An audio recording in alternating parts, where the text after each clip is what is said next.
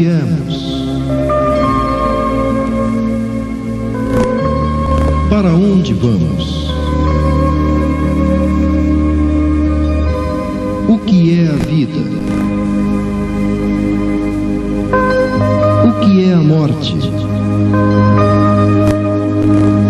Por que as diferenças sociais? Por que sofremos? Quem não gostaria de saber as respostas para estas questões que incomodam o íntimo de cada um, sobretudo quando mergulhados nos desafios tecidos pelos problemas existenciais, sentimos-nos pressionados pela insatisfação diante da insensível competitividade da sociedade moderna, ou abatemo-nos ante as inesperadas circunstâncias propostas pela vida. A verdade, porém, é conquista individual. Um instrumento eficaz na busca desses esclarecimentos começou a ser proposto há mais de um século, precisamente na época em que a civilização enveredava pela larga e perigosa estrada do materialismo. Tais respostas, aliás, sempre estiveram ao alcance daqueles que, impelidos pela ânsia do saber, ou vencidos pelos reveses do cotidiano, partiram à procura dos porquês e encontraram os caminhos para novas dimensões da realidade humana e da realidade universal. A primeira constatação é que a vida continua além da morte, o que reformula fundamentalmente o conceito existencial. A seguinte é que existe uma comunhão permanente de ideias e emoções entre as duas vidas, a material e a espiritual, as quais influenciam-se reciprocamente. Depois, que a vida física não é o início de tudo, mas parte do processo contínuo que visa levar o ser a níveis existenciais sempre melhores. A seguir, que as ações criam reações no espaço e no tempo, levando o homem a sofrer as consequências de seus próprios atos. E os horizontes vão se alargando. Há um encadeamento total no universo, onde existem diferentes níveis vibratórios e infinitas formas de vida. Tudo isso entende-se conhecendo uma única doutrina, denominada Espiritismo. Sua definição, contida na introdução ao estudo da doutrina espírita, é que ele é a doutrina fundamentada na crença da existência dos espíritos e da nossa comunicação com eles. Mais que uma nova religião, ciência e filosofia de consequências morais. No livro O Consolador, o orientador espiritual Emmanuel, responsável pelas atividades mediúnicas desenvolvidas por Chico Xavier, diz: o Espiritismo não pode guardar a pretensão de exterminar as outras crenças, parcelas da verdade que a sua doutrina representa, mas sim trabalhar por transformá-las, elevando-lhes as concepções antigas para o clarão da verdade imortalista. Mas, e os homens da ciência ante o Espiritismo?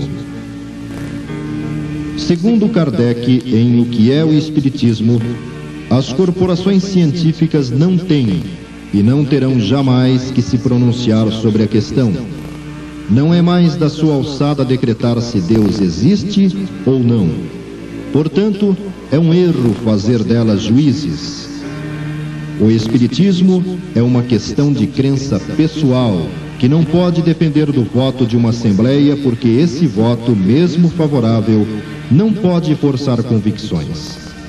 Quando a opinião pública estiver formada a respeito, os sábios, como indivíduos, a aceitarão pela força das circunstâncias. Deixai passar uma geração e com ela os preconceitos do amor próprio em que se obstina, e vereis que ocorrerá com o Espiritismo como ocorreu com tantas outras verdades que se combateu e que agora seria ridículo pô-las em dúvida. Hoje são os crentes que se chamam loucos, amanhã todos os que não creram, da mesma forma como se chamou de loucos outrora aqueles que acreditavam que a terra girava. Considerando que isso foi dito há mais de um século, constata-se que a previsão do codificador da doutrina estava certa. Cada vez é maior o número dos que se interessam pela proposta espírita. Há naturalmente os que ainda resistem no mundo habitado por criaturas que constituem uma variada escala de estágios evolutivos. A esses, no capítulo 1 do livro A Gênese, Kardec aconselha: grande é o número de aflitos. Não nos devemos surpreender que tanta gente acolha uma doutrina que consola, de preferência às que desesperam, porque mais que aos infelizes deste mundo, é aos deserdados que se dirige o Espiritismo. O doente tem mais satisfação com a chegada do médico do que os que gozam saúde. Ora, se os aflitos são os doentes, o médico é o consolador. Vós que combateis o Espiritismo, se quiserdes que o deixem para vos seguir, dai mais e melhor que ele. Curai com mais segurança as feridas da alma. Dai mais consolações, mais satisfação ao coração, esperanças mais legítimas, certezas maiores. Fazei do futuro um quadro mais racional e mais sedutor, mas não penseis em superá-la com a perspectiva do nada, nem com a alternativa das chamas do inferno ou da inútil contemplação eterna. Tratando de sua finalidade em O que é o Espiritismo, Kardec acentua: ele serve para provar materialmente a existência do mundo espiritual. O mundo espiritual, estando formado pelas almas daqueles que viveram, confirma a existência da alma e sua sobrevivência ao corpo. As almas que se manifestam revelam suas alegrias e sofrimentos segundo a maneira que empregaram a vida terrestre, o que comprova as penas e recompensas futuras. As almas ou espíritos, descrevendo seu estado e situação, corrigem ideias falsas que se fazia sobre a vida futura e principalmente sobre a natureza e duração das penas. A vida futura, passando assim do estado de teoria vaga e incerta ao estado de fato consumado e positivo, reafirma-nos a necessidade de trabalhar o mais possível durante a vida presente, que é de curta duração, em proveito da vida futura, que é eterna. Nisso a essência das ideias espíritas. Representam elas um convite permanente à reflexão sobre o papel que desempenhamos dentro da vida perante a família, perante os núcleos sociais em que nos incluímos.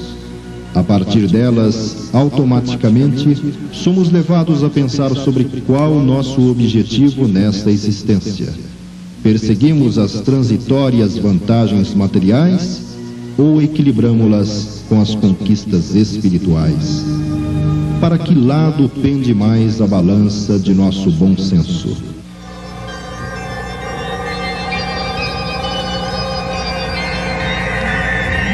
Como esperamos um mundo melhor se permanecemos estáticos ou impassíveis ante as nossas próprias necessidades de mudança?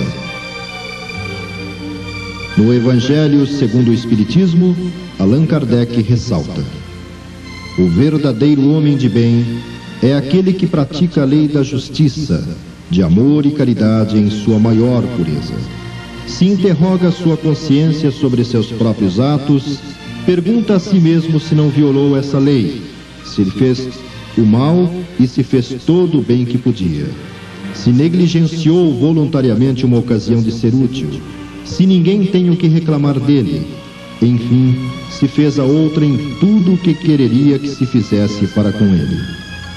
Essa não é a enumeração de todas as qualidades que distinguem o homem de bem, mas todo aquele que se esforça em possuí-las está no caminho que conduz a todas as outras.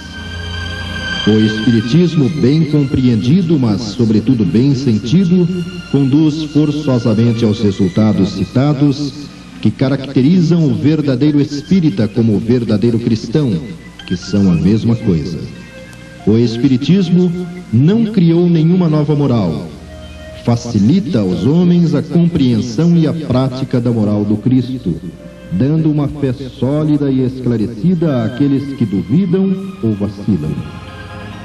Reconhece-se o verdadeiro espírita pela sua transformação moral e pelo esforço que faz para dominar as suas más inclinações. Enquanto que um se compraz em seu horizonte limitado, o outro, que compreende alguma coisa de melhor, se esforça para dele se libertar e sempre o consegue quando tem vontade firme. Essa perspectiva deve servir como estímulo para nosso interesse em conhecer mais sobre o Espiritismo e as atividades desenvolvidas e inspiradas em suas propostas.